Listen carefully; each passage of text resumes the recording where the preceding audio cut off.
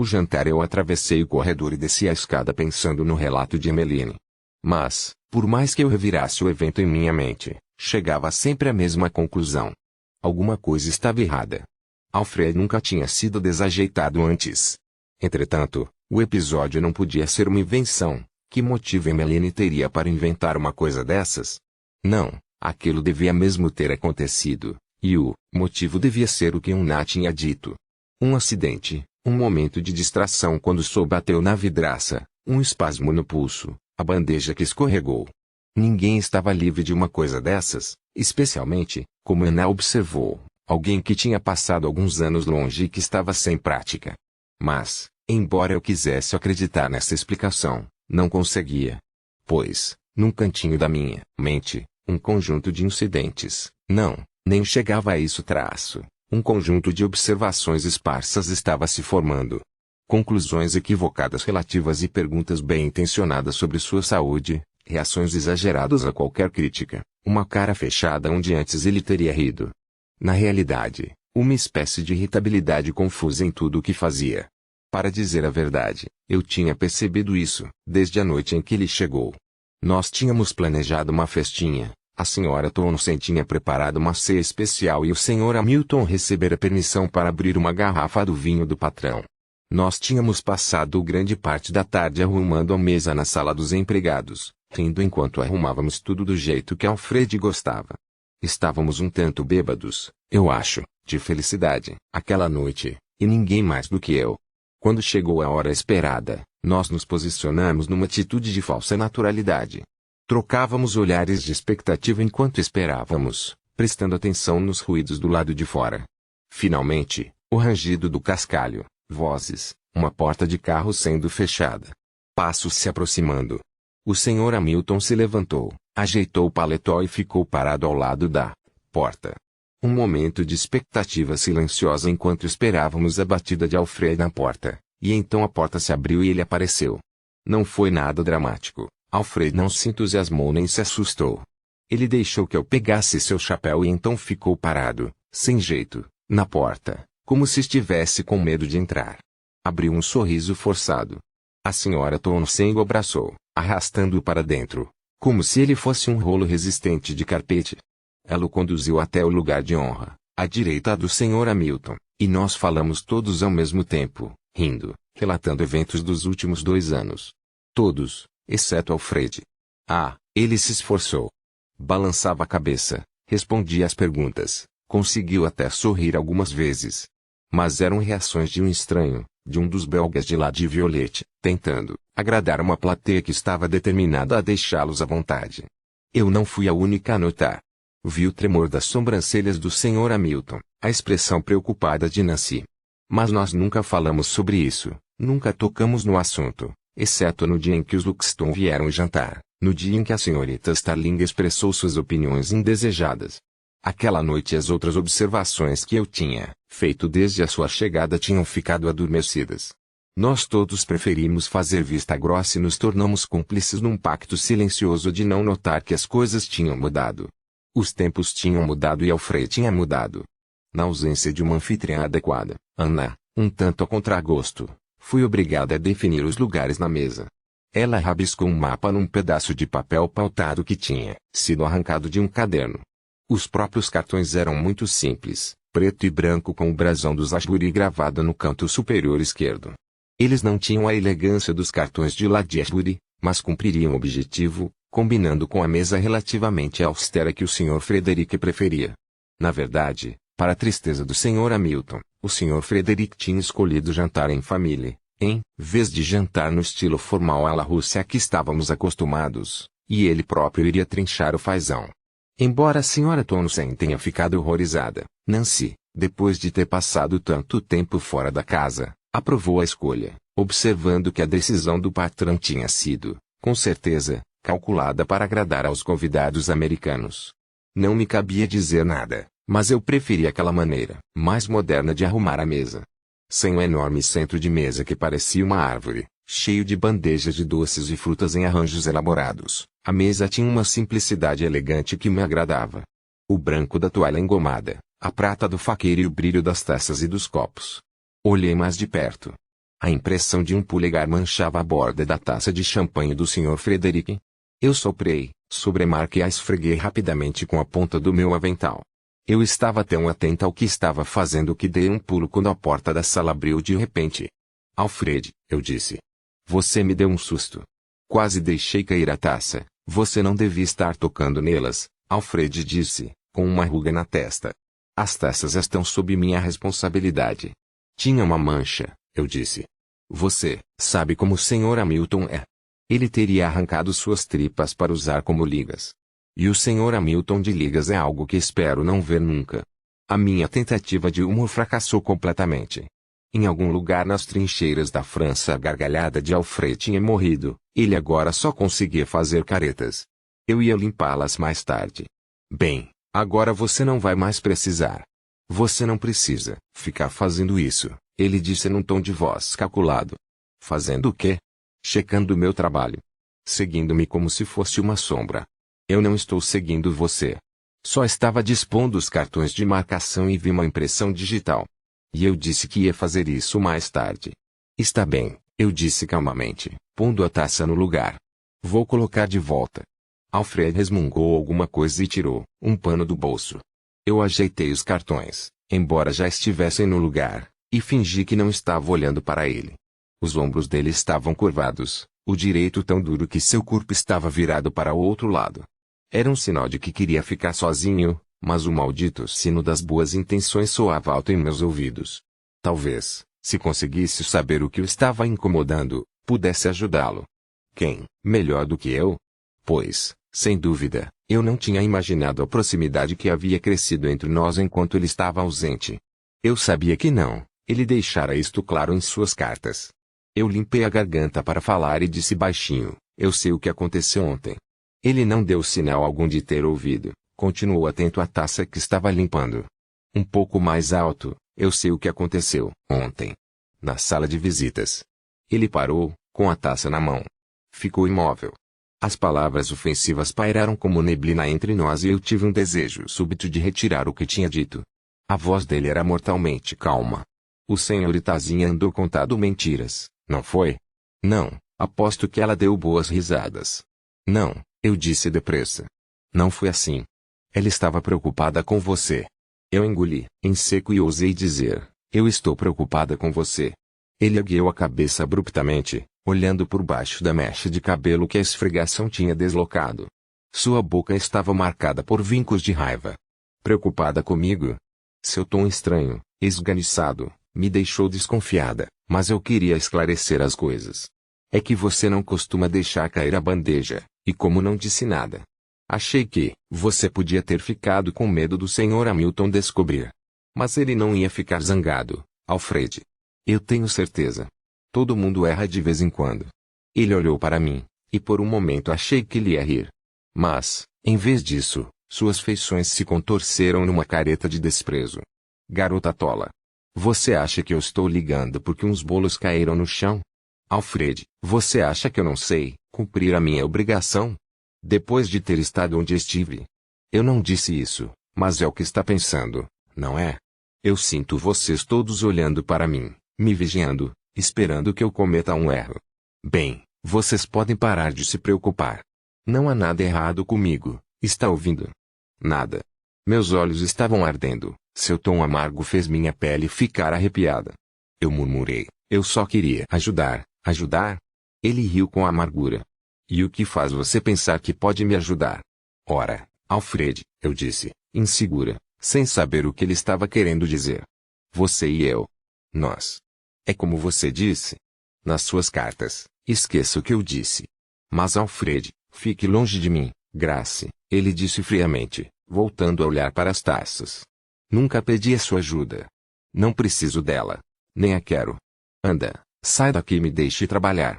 Meu rosto ardeu. De desilusão, do calor da discussão, mas principalmente de vergonha. Eu tinha percebido uma proximidade que não existia. Por Deus, nos meus momentos mais íntimos eu tinha até começado a imaginar um futuro para Alfred e para mim. Namoro, casamento, talvez até uma família. E agora, compreender que eu tinha confundido ausência com sentimentos mais elevados. Eu passei o início da noite no andar de baixo. Se a senhora Townsend imaginou de onde vinha minha súbita vontade de aprender as minúcias de assar um fazão, ela achou melhor não perguntar. Eu bati e desossei, e até ajudei com o recheio. Qualquer coisa para não ter que voltar para cima, onde Alfred estava trabalhando. Minha estratégia estava dando certo até o Sr. Hamilton enfiar uma bandeja de coquetéis na minha mão. Mas, Sr. Hamilton, eu disse, desconsolada a traço, eu estou ajudando a Sra. Townsend com a comida. O Sr. Hamilton, com os olhos faiscando por trás dos óculos por causa da minha ousadia, respondeu, e eu estou dizendo para você levar os coquetéis. Mas o Alfred está ocupado ajeitando a sala de jantar, o Sr. Hamilton disse. Rápido, menina. Não deixe o patrão esperando. Era um jantar pequeno, só 6 pessoas ao todo, entretanto a sala parecia estar cheia de gente. Vozes altas e um calor sufocante. O Sr. Frederick, ansioso em causar uma boa impressão, insistia em aquecimento extra, e o Sr. Hamilton tinha alugado 2 aquecedores a óleo. Um perfume feminino particularmente forte tinha florescido naquela estufa e agora ameaçava sufocar a sala e seus ocupantes. Eu vi o Sr. Frederick primeiro, usando seu smoking, parecendo quase tão bonito quanto o Major um dia foi, embora mais magro e menos empertigado. Ele estava ao lado da escrivaninha de mogno, conversando com um homem gordo e com um tufo de cabelo grisalho que pousava como uma grinalda no seu crânio lustroso. O homem gordo apontou para um vaso de porcelana sobre a escrivaninha. Eu vi um desses no Sotheby's, ele disse com um sotaque do norte misturado com alguma outra coisa. Idêntico. Ele se inclinou para a frente. Vale um bom dinheiro, meu velho. O Sr. Frederick respondeu distraidamente, não sei dizer, meu bisavô trouxe do Extremo Oriente. Está aí desde então.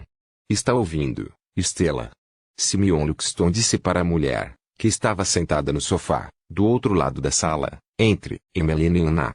Frederick disse que está na família há gerações. Ele o está usando como peso de papéis. Stella Luxton sorriu tolerantemente para o marido e entre eles passou um tipo de comunicação muda, nascida de anos de vida em comum. Naquele olhar eu percebi que aquele era um casamento de conveniência. Uma relação simbiótica, cuja utilidade tinha sobrevivido à paixão. Cumprida a obrigação para com o marido, Stella voltou sua atenção para Emmeline, em quem ela encontrara uma pessoa tão entusiasmada pela alta sociedade quanto ela. O cabelo que faltava ao marido sobrava em Stella. O dela, cor de estanho, estava preso num coque esticado e elaborado, de construção curiosamente americana. Ele me lembrou uma fotografia que o Sr. Hamilton tinha pregado no quadro de avisos do andar de baixo, um arranha-céu coberto de andaimes, complexo e impressionante, mas nada atraente. Ela sorriu de algo que Emmeline disse, e eu fiquei perplexa com seus dentes incrivelmente brancos. Eu ladeei a sala, depositei a bandeja de coquetéis no aparador debaixo da janela e fiz uma reverência. O jovem Sr. Luxton estava sentado na poltrona, ouvindo distraidamente Emmeline e Stella falando sobre a temporada campestre com grande entusiasmo. Theodore, Ted como viemos a chamá-lo, era bonito do modo como todos os homens ricos eram bonitos naquela época. Feições bem feitas, realçadas pela confiança, criavam uma fachada de charme e elegância, dando um brilho especial aos olhos. Ele tinha cabelo escuro, quase tão preto quanto seus smoking Savile Row, e usava um bigode elegante, que o deixava parecido com um ator de cinema. Como Douglas Fairbanks, pensei de repente, e senti o rosto ficar vermelho. Ele tinha um sorriso aberto e franco, os dentes ainda mais brancos do que os da mãe.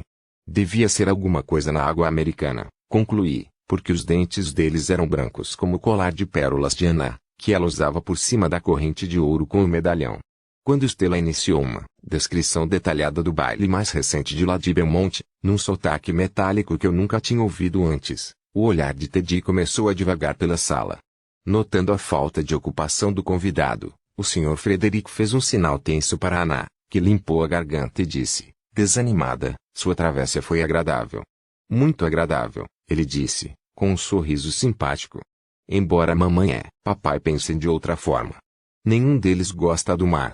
Os dois ficaram enjoados assim que saímos de Nova York e só melhoraram quando chegamos a Bristol. Anna tomou um gole do seu coquetel, depois fez mais uma tentativa educada de conversa. Quanto tempo o senhor vai ficar na Inglaterra? Vai ser uma visita curta para mim. Vou partir para o continente na semana que vem. Egito. Egito, Ana disse, arregalando os olhos. Ted riu. Sim. Eu tenho negócios lá. O senhor vai ver as pirâmides do Egito. Desta vez não, infelizmente. Só vou ficar alguns dias no Cairo e depois vou para Florença. Lugar horrível, Simeon disse alto, da poltrona em que estava sentado. Cheio de pombos e asiáticos. Não se compara à velha Inglaterra. O senhor Hamilton indicou o copo de Simeon, quase vazio, apesar de ter sido completado pouco tempo antes. Eu levei o jarro de coquetel para perto dele. Podia sentir os olhos de Simeon em mim enquanto enchia seu copo. Há certos prazeres, ele disse, que só existem neste país. Ele se inclinou ligeiramente e seu braço quente roçou a minha coxa. Por mais que eu tentasse, não os encontrei em nenhum outro lugar. Eu tive que me concentrar para manter uma expressão neutra no rosto, e para não servir depressa demais. Passou-se uma eternidade antes que o copo estivesse finalmente cheio e eu pudesse sair de perto dele. Quando rodeei o sofá, vi-o olhando com a cara fechada para onde eu tinha estado. Meu marido adora a Inglaterra, Stella disse, um tanto gratuitamente. Caça, tiro e golfe, Simeon disse. Ninguém faz isso melhor do que os ingleses. Ele deu um gole no seu coquetel e se recostou na poltrona. Mas o melhor de tudo é a mentalidade dos ingleses, Simeon acrescentou. Existem dois tipos de pessoas na Inglaterra. As que nasceram para dar ordens. O olhar dele encontrou o meu do outro lado da sala. E os que nasceram para obedecer a elas. Ana fechou ainda mais o rosto. Isto faz com que as coisas corram bem traço, Simeon continuou. Mas não é assim na América, infelizmente. O cara que engraxa o seu sapato na esquina pode estar sonhando em abrir sua própria empresa. Não há nada que deixe um homem mais nervoso do que uma população inteira de trabalhadores cheia de... Ele cuspiu a palavra com todo o desprezo, ambições irracionais. Imagine, Ana disse, um operário que espera da vida mais do que o fedor dos pés de outros homens. Abominável, Simeon disse, sem entender a ironia de Ana. Era de se pensar que eles soubessem, ela disse, subindo um pouco o tom da voz, que só os afortunados têm o direito de ter ambições. O Sr. Frederick lançou-lhe um olhar de advertência. Eles nos poupariam muitos problemas se soubessem, Simeon disse.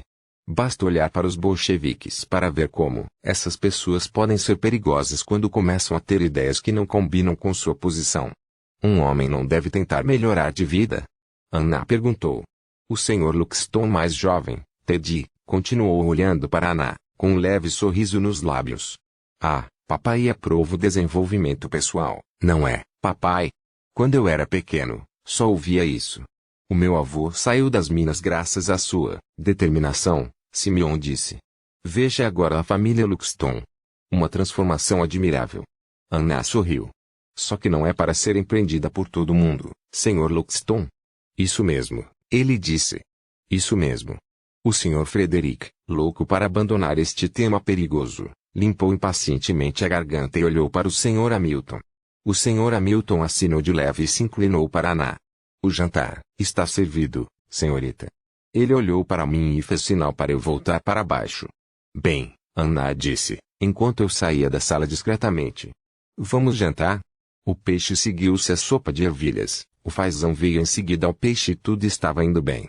Não se aparecia de vez em quando lá embaixo, fornecendo informações bem-vindas do decorrer da festa.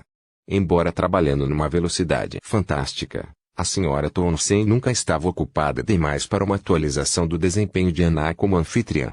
Ela balançou afirmativamente a cabeça quando Nancy anunciou que, embora a senhorita Ana estivesse se saindo bem, seus modos ainda não eram tão charmosos quanto os da avó. É claro que não, a Sra. Townsend disse, com a testa coberta de suor. Isso faz parte da natureza de Lady Violet. Ela não conseguiria dar uma festa e não ser uma anfitriã perfeita, mesmo se tentasse. A senhorita Ana vai melhorar com a prática. Talvez ela nunca vá ser uma anfitriã perfeita, mas com certeza vai ser boa. Está no sangue. A senhora provavelmente está certa, Sra. Townsend, Nancy disse. É claro que estou. Essa menina vai ser ótima, desde que não se deixe levar por ideias modernas. Que tipo de ideias modernas? Perguntei. Ela sempre foi uma criança inteligente, a Sra. Townsend disse, suspirando. E todos aqueles livros só podem pôr ideias na cabeça da menina. Que tipo de ideias modernas? O casamento vai curá-la. Anote o que eu digo, Townsend disse para Nancy. Tenho certeza que a senhora tem razão, senhora Townsend. Que tipo de ideias modernas? Repeti, impaciente.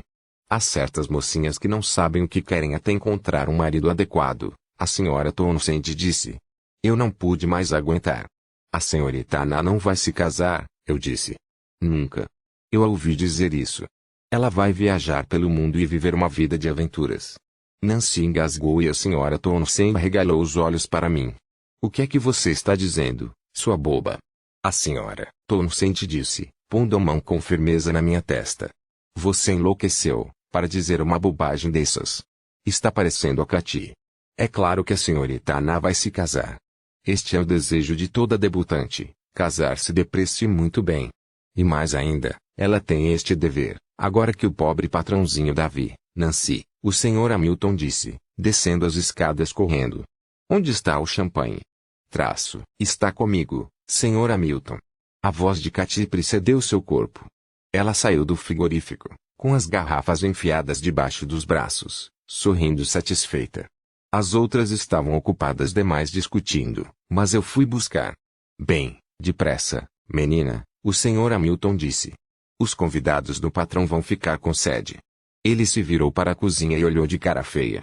Não é do seu feitio descuidar, do seu trabalho, Nancy. Aqui está, senhor Hamilton, disse Katy. Pode subir, Nancy, ele disse, zangado. Agora que estou aqui, eu mesmo levo as garrafas. Nancy olhou zangada para mim e subiu. Katy depositou as garrafas na mesa da cozinha. O senhor Hamilton começou a abrir a primeira garrafa. Apesar da sua habilidade, a rolha estava presa, recusando-se a sair até que, quando ele menos esperava. Bang! Ela saltou da garrafa, quebrou o globo de luz em 1000 pedaços e caiu na panela de calda de caramelo da senhora Townsend. O champanhe liberado molhou o rosto e o cabelo do senhor Hamilton com uma efervescência triunfante. Katy, que estupidez, a senhora Townsend exclamou. Você sacudiu as garrafas. Desculpe, senhora Townsend, Katy disse, começando a rir como costumava fazer quando ficava nervosa. Eu só estava tentando me apressar, como o senhor Hamilton mandou. Mais pressa, menos velocidade, Katy, o senhor Hamilton disse, sua advertência desmentida pelo champanhe que lhe escorria pelo rosto. Pronto, senhor Hamilton. A senhora Townsend usou o canto do avental para enxugar o nariz dele. Deixe-me secá-lo. Senhora Townsend, Katy disse, rindo. A senhora passou farinha no rosto dele, Katy, o senhor Hamilton exclamou, zangado, limpando o rosto com um lenço que tinha aparecido no meio da confusão. Você é mesmo uma garota boba. Não tem um pingo de juízo que mostre os anos que passou aqui. Às vezes eu me pergunto por que a mantemos. Eu ouvi o Alfred antes de vê-lo. Uma respiração áspera, sobrepondo-se às vozes do senhor Hamilton ralhando com Katy, da senhora Townsend querendo consertar as coisas, de Katy protestando. Mais tarde ele me contou que tinha descido para ver o que estava retardando o senhor Hamilton, mas naquela hora ele estava ali parado, imóvel, pálido, uma estátua de mármore de si mesmo, ou então um fantasma.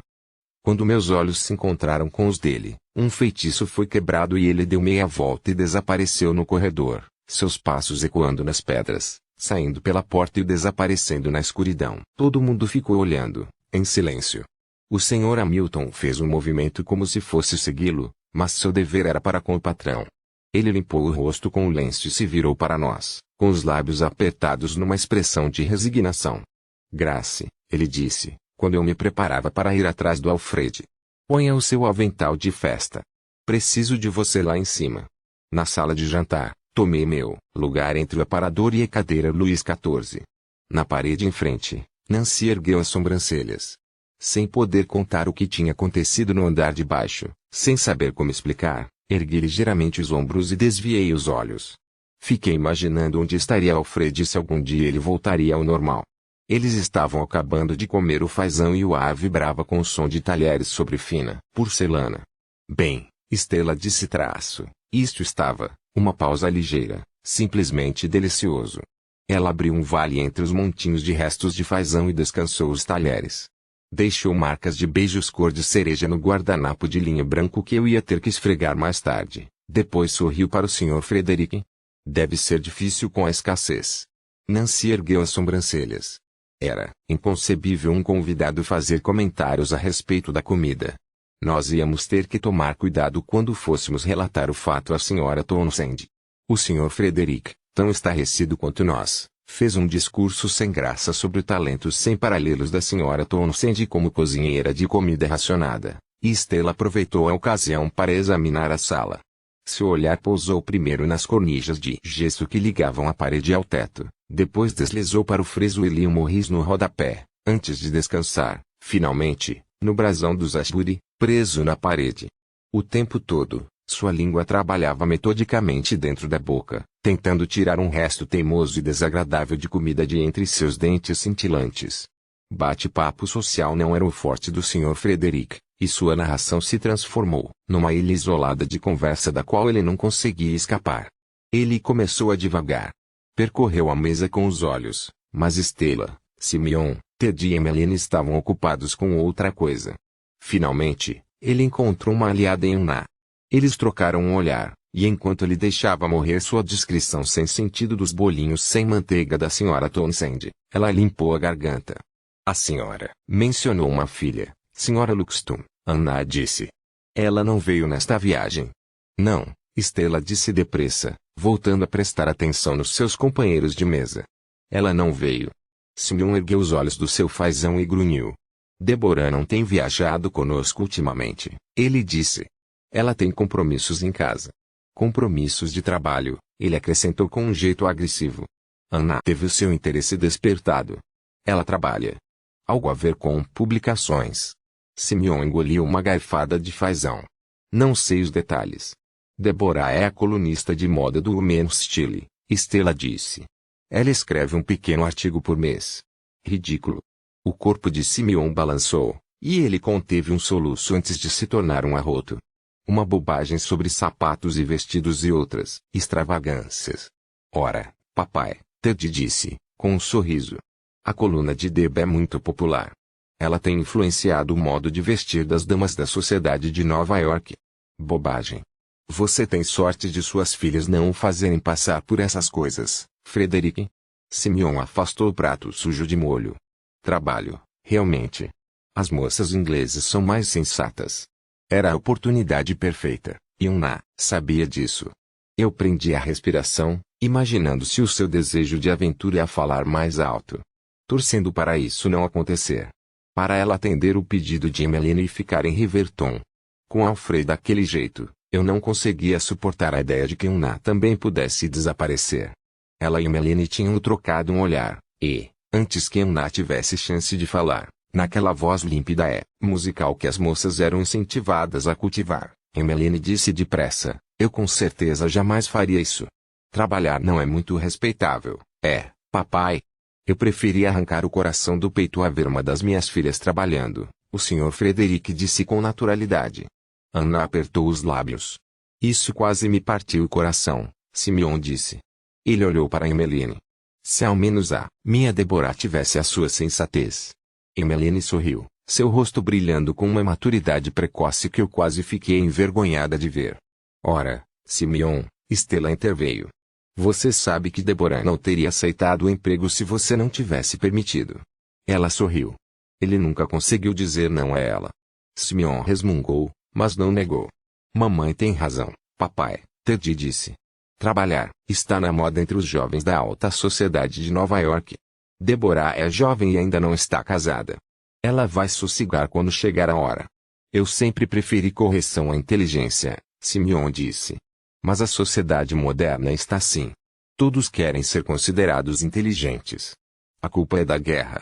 Ele enfiou os polegares na cintura apertada demais da calça, escondida de todos mas dentro do meu ângulo de visão, e deu à barriga um pouco de espaço para respirar.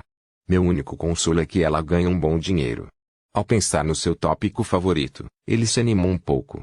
Aliás, Frederick, o que você acha das multas que estão falando em cobrar da coitada da Alemanha? Enquanto a conversa prosseguia, Emmeline olhou disfarçadamente para Anna. Anna estava com o queixo erguido, os olhos acompanhando a conversa, seu rosto um modelo de tranquilidade, e eu fiquei imaginando se ela tiver a intenção de fazer aquele pedido ao pai.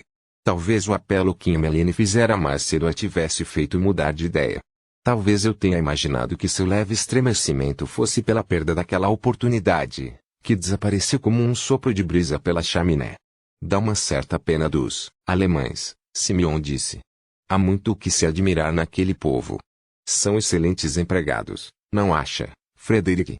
Eu não emprego alemães na minha fábrica, Frederick disse. Isso é um erro.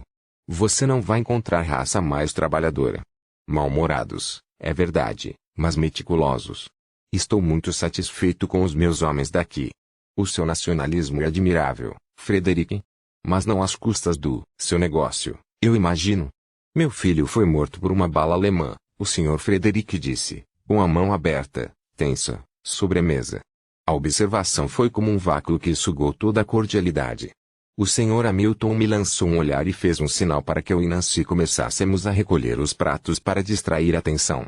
Nós estávamos rodeando a mesa quando Ted limpou a garganta e disse, nossos sinceros pêsames, Lord Ashbury. Nós soubemos do seu filho. De Davi. Ouvimos dizer no ITES que ele era um bom homem. Menino. Como assim? Meu filho era um menino. Sim, Ted se corrigiu. Um ótimo menino. Stella estendeu a mão por cima da mesa e pousou sobre o pulso do Sr. Frederick. Não sei como o senhor consegue suportar. Não sei o que eu faria se perdesse o meu Ted. Agradeço a Deus todos os dias por ele ter decidido participar da guerra em casa mesmo. Ele e seus amigos políticos. Ela olhou para o marido, que teve pelo menos a decência de parecer um tanto embaraçado. Nós estamos em débito, ele disse. Rapazes como seu Davi sacrificaram suas vidas. Cabe a nós provar que eles não morreram em vão. Progredir nos negócios e devolver a esta terra maravilhosa o lugar que ela merece. Os olhos claros do Sr. Frederick pousaram em Simeon e, pela primeira vez, percebi um lampejo de desagrado. Realmente.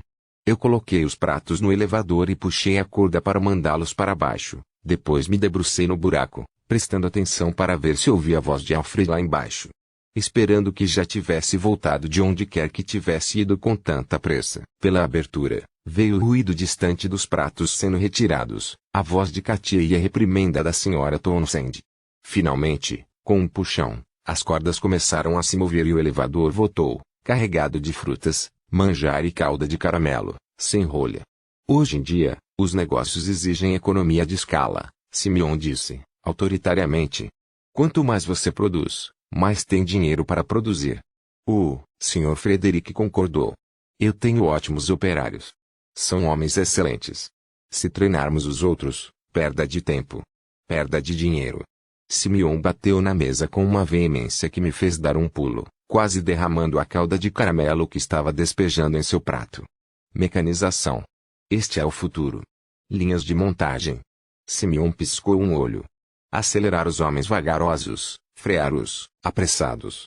Acho que não vendo o suficiente para garantir linhas de montagem, o Sr. Frederick disse. Poucas pessoas na Inglaterra têm dinheiro para comprar os meus carros. Esta é precisamente a questão, Simeon disse. O entusiasmo e a bebida tinham deixado seu rosto vermelho. Linhas de montagem baixam preços. Você vai vender mais. Linhas de montagem não baixam os preços das peças. O Sr. Frederick retrucou. Use peças diferentes. Eu uso as melhores. O Sr. Luxton começou a rir e parecia que não ia mais parar. Eu gosto de você, Frederick, ele disse finalmente. Você é um idealista.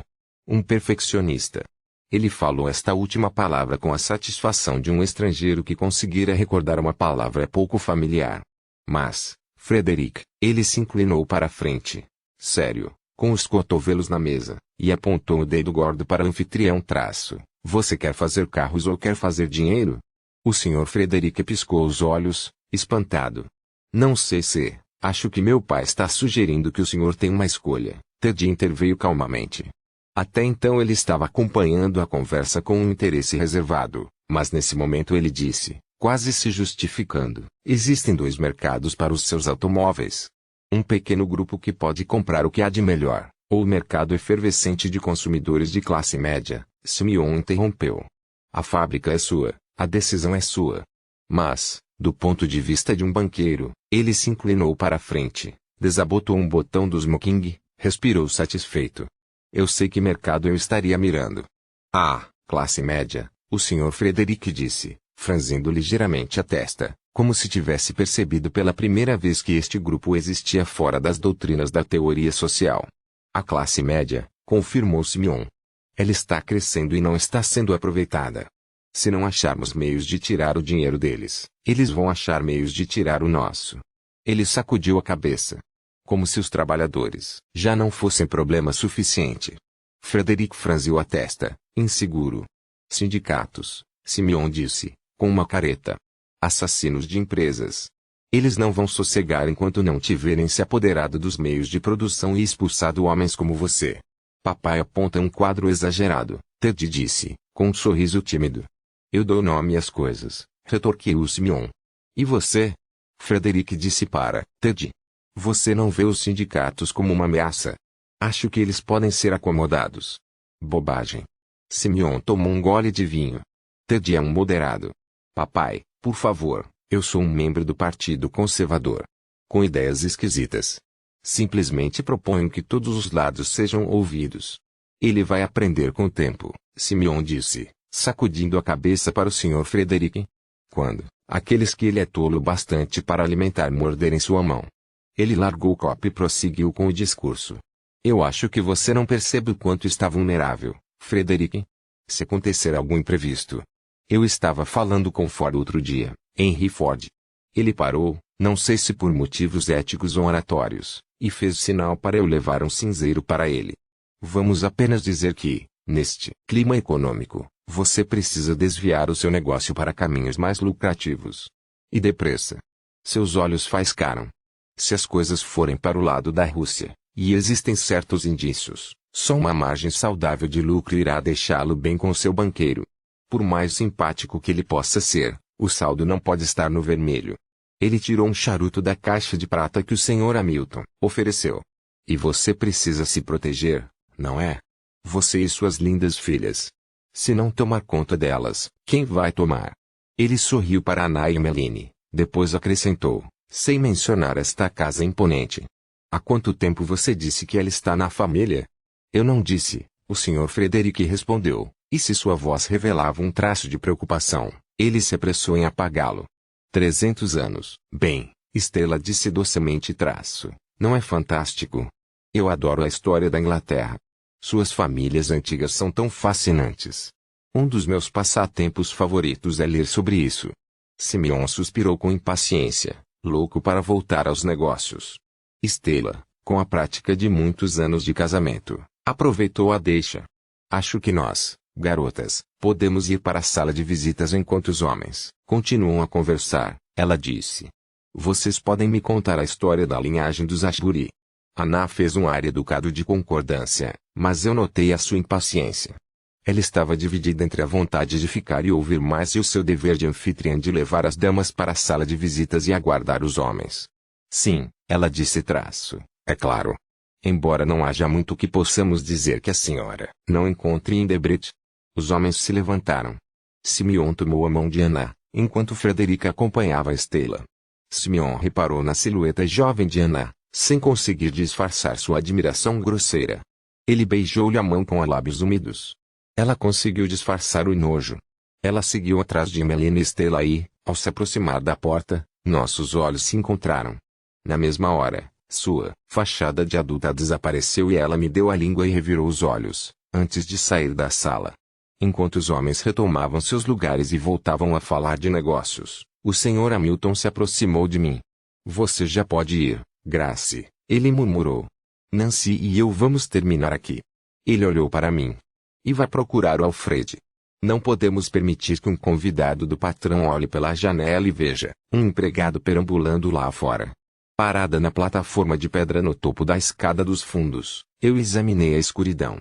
A lua lançava um clarão branco, pintando a grama de prateado e transformando em esqueletos os galhos de árvore. As roseiras, gloriosas durante o dia, de noite não passavam de um conjunto de velhas magras e solitárias. Finalmente, na escada de pedra do fundo do jardim, eu vi uma silhueta escura que não pertencia à vegetação. Tomei coragem e mergulhei na escuridão. O vento ficava mais frio e cortante a cada passo. Cheguei ao alto da escadaria e parei ao lado dele, mas Alfred não deu sinal algum de ter percebido a minha presença. O Sr. Hamilton me mandou aqui, eu disse cautelosamente. Você não precisa pensar que eu o estou seguindo. Não houve resposta. E não precisa me ignorar. Se não quiser entrar, é só dizer que eu vou embora. Ele continuou a fitar as árvores altas do Long Walk. Alfred, minha voz estava rachada de frio. Vocês todos acham que eu sou o mesmo Alfred que partiu para a França, ele disse baixinho. As pessoas parecem reconhecer-me, então devo estar mais ou menos com a mesma aparência, mas eu sou uma pessoa diferente, Grace. Fiquei desconcertada. Eu estava preparada para outro ataque, para ouvi-lo pedir que eu o deixasse em paz. A voz dele se transformou num sussurro e tive que me agachar para conseguir ouvir. Ele estava com o lábio tremendo, não sei se do frio ou por alguma outra razão. Eu os vejo, Grace. Não é tão ruim durante o dia, mas a noite inteira eu os vejo e ouço. Na sala de visitas, na cozinha, nas ruas da aldeia. Eles chamam meu nome. Mas quando eu me viro, eles não estão. Eles estão todos. Eu me sentei. A noite gelada tinha congelado os degraus de pedra e minhas pernas ficaram dormentes. Está tão frio, eu disse. Vamos para dentro, eu preparo uma xícara de chocolate quente para você. Ele pareceu não ter ouvido, continuou fitando a escuridão. Alfred. Meus dedos roçaram a sua mão impulsivamente, pousei a minha sobre a dele. Não. Ele se encolheu como se eu tivesse batido nele, e eu apertei minhas mãos junto ao corpo. Meu rosto ardia como se eu tivesse levado uma bofetada. Não, ele murmurou. Os olhos dele estavam cerrados e eu fiquei observando o seu rosto, imaginando que ele enxergava, de olhos fechados, que os fazia se mexerem tão nervosamente por trás das pálpebras banhadas pelo luar. Então ele se virou para mim e eu levei um susto. Devia ser um truque da noite, mas eu nunca tinha visto olhos como os dele. Buracos escuros, profundos, que, de alguma forma, pareciam vazios. Ele me olhou com aqueles olhos vazios e deu a impressão de estar procurando alguma coisa. Uma resposta para uma pergunta que ele não fizera. A voz dele era baixa. Eu achei que, quando voltasse, as palavras dele flutuaram na noite, inacabadas. Eu queria tanto ver você. Os médicos disseram que se eu me mantivesse ocupado, sua garganta fez um som estranho. A armadura do seu rosto se desfez, se esfarelou como um saco de papel, e ele começou a chorar. Ele tapou o rosto com as mãos, numa tentativa inútil de ocultação. Não, não, não. Não olhe. Por favor, Grace, por favor, ele chorou desconsoladamente. Eu sou um covarde, você não é covarde, eu disse com firmeza. Por que não consigo tirar isto da cabeça? Eu só quero que isto saia da minha cabeça. Ele bateu com as mãos nas têmporas com uma ferocidade que me assustou. Alfred. Pare com isso. Tentei segurar as mãos dele, mas ele não as tirava do rosto. Eu esperei, vendo seu corpo tremer, maldizendo minha inépcia. Finalmente, ele pareceu se acalmar um pouco. Diga-me o que você vê, eu disse. Ele se virou para mim, mas não falou nada, e por um momento percebi como ele devia me ver. O abismo que havia entre a experiência dele e a minha. E soube então que ele não ia me contar o que via. Compreendi que certas imagens, certos sons, não podem ser compartilhados e não podem ser esquecidos. Então não perguntei de novo. Pus a mão no rosto dele e guiei delicadamente sua cabeça para o meu ombro. Fiquei ali sentada, imóvel, enquanto o corpo dele tremia ao lado do meu. E ficamos assim, juntos, sentados na escada,